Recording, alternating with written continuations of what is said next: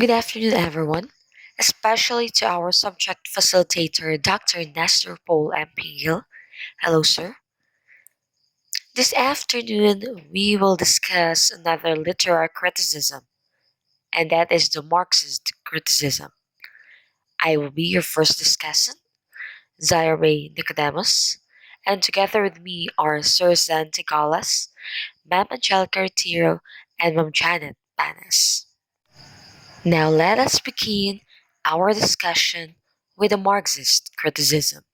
Today's discussion, we will know who are the founders of the Marxist criticism, its definition, the different questions, the general principles, points to analyzing, and how to analyze the Marxist criticism. Who started it? Let's have first Karl Marx. He was a 19th century German philosopher that became a part of the young Hegelians and later the Communist League.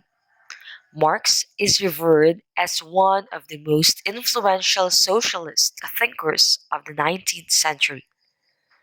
Some of his most notable works are The German Ideology in 1846, The Communist Manifesto in 1848, and Das Kapital in 1867.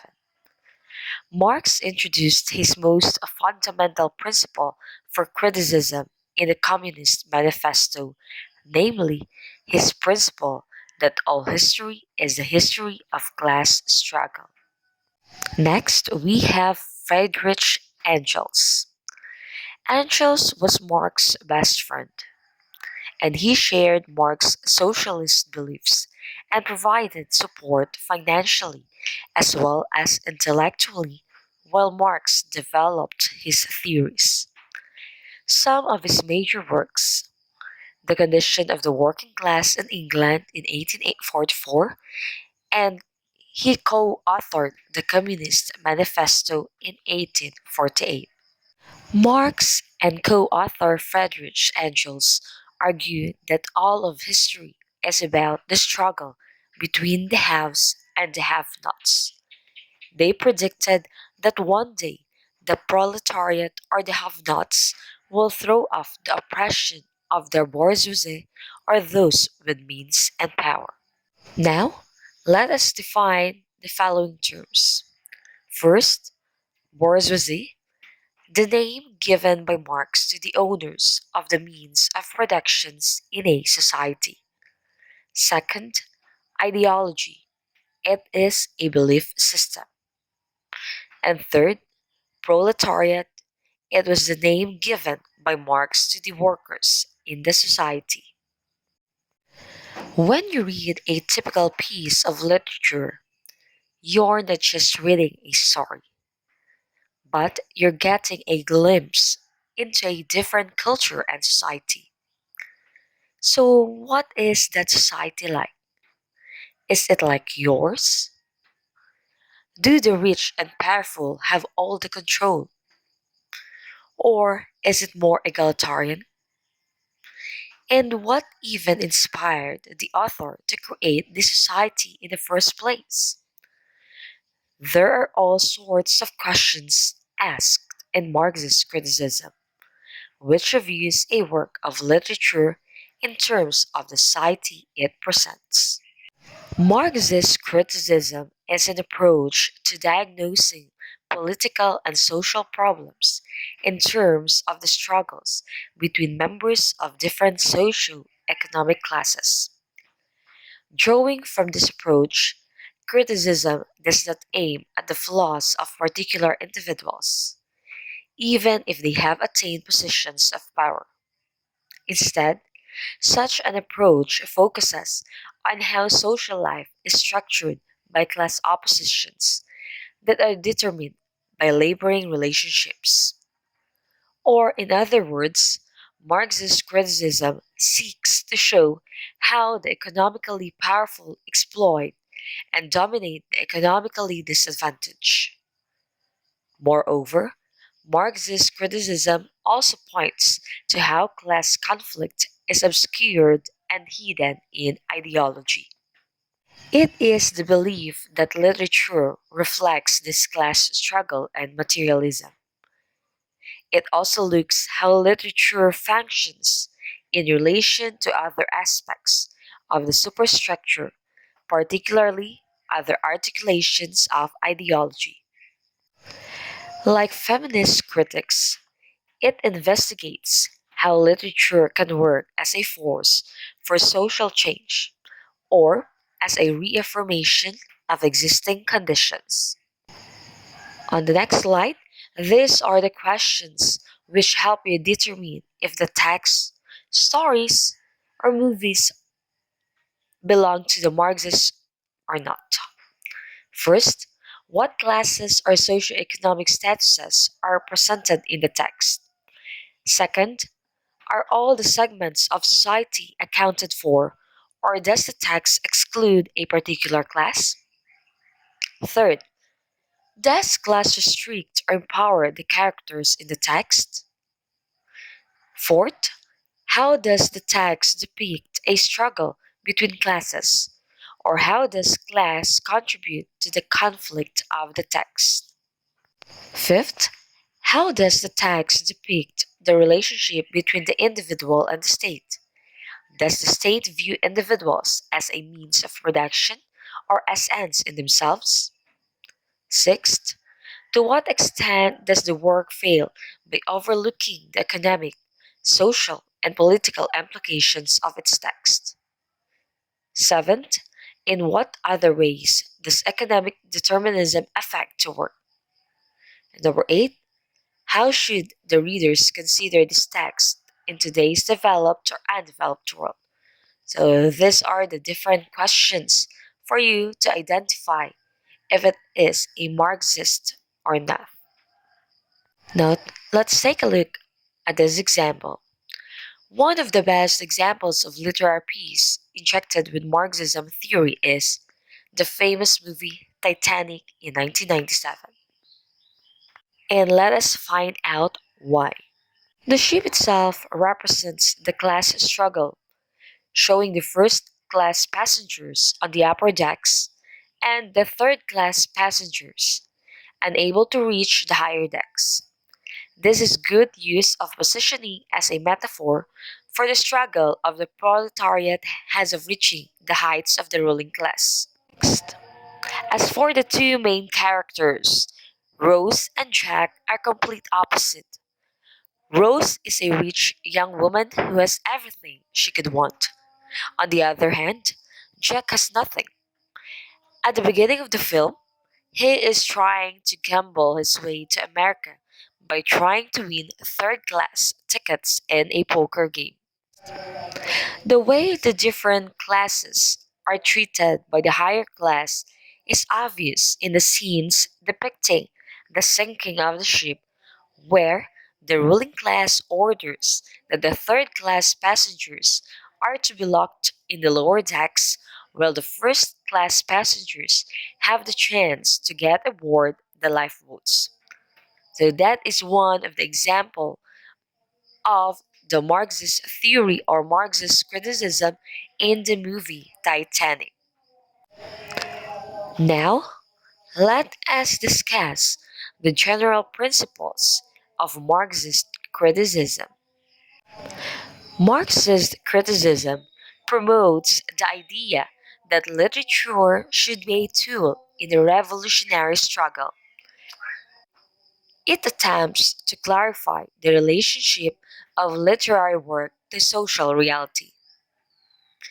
It is also political in nature, and it aims to arrive at an interpretation of literary text in order to define the political dimensions of literary work. Marxist criticism also believes that the literary work has always a relationship to the society. It judges literature by how it represents the main struggles for power going on at that time, how it may influence those struggles, and it highlights and lauds solution from the critic. Here are the points to analyzing a text using a Marxist theory. First, we have the economic power. Economic system is the moving force behind human history. Example, in the story or in the text, the society depicted an unequal distribution of goods. Thus, to explain any social context or genre, understand the historical circumstances. Next is materialism versus spirituality. Marx averred that reality is material, not spiritual. We are not spiritual beings, but socially constructed ones. As critics, we are tasked to examine the relationship among socio-economic groups in order to achieve insight into ourselves and our society. The third one is class conflict. Conflict here principally means the friction between the proletariat and the bourgeoisie.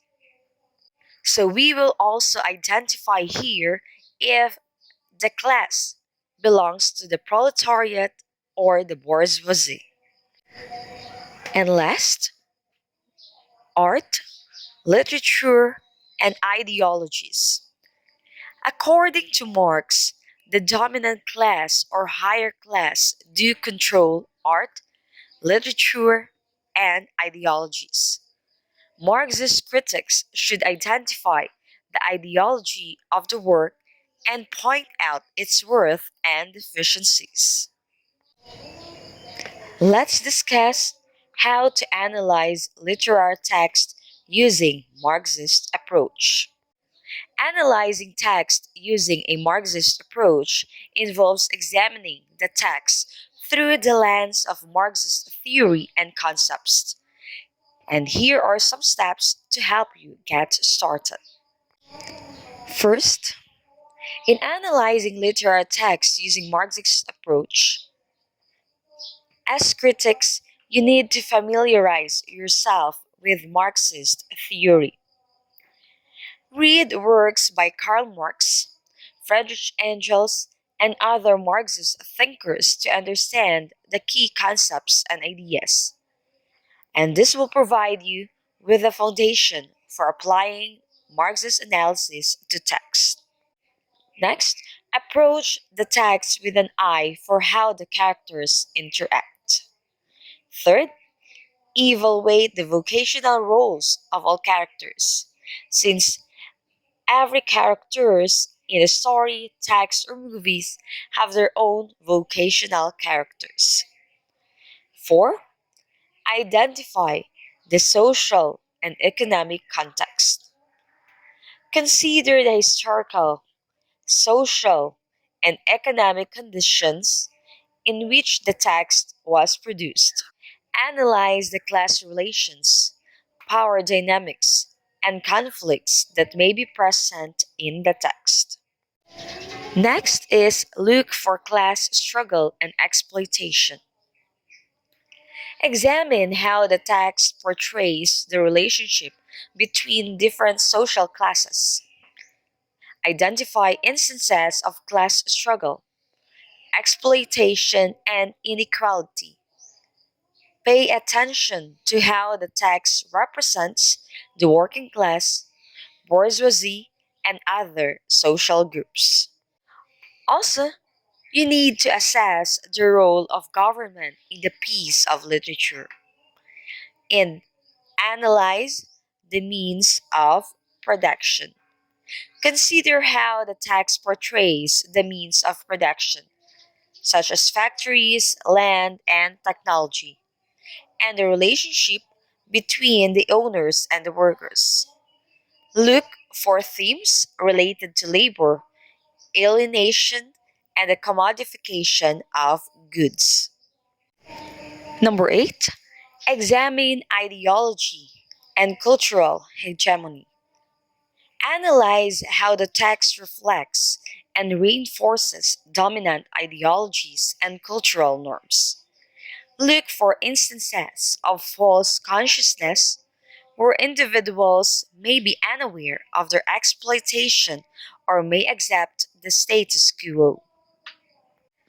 Number 9, consider historical materialism. Apply the concept of historical materialism to understand how the text reflects the material conditions and economic base of society. Look for connections between the text and broader historical processes. Number 10, explore contradictions and tensions. Identify contradictions and tensions within the text, such as conflicts between different social classes or conflicting ideologies. Analyze how these contradictions reflect the larger contradictions within capitalist society. As critics, we need to pay attention to language and discourse. Analyze the language and discourse used in the text. Look for instances of ideological manipulation, propaganda, or the use of language to maintain power imbalances. And last, we need to use Marxist writers as a guide for us to be guided of the different strategies on how to write or identify a Marxist theory in a text, story, or a movie. Remember that analyzing text using a Marxist approach is just one way of interpreting literature and other forms of communication. It's important to consider other perspectives and approaches as well to gain a comprehensive understanding. Alright, so here are my references for my topic. Thank you so much for listening and may God bless us all. Now, may I give to you the virtual floor to our next discussant, Ma'am Janet Panas, for the social economic factors in literature. Thank you so much.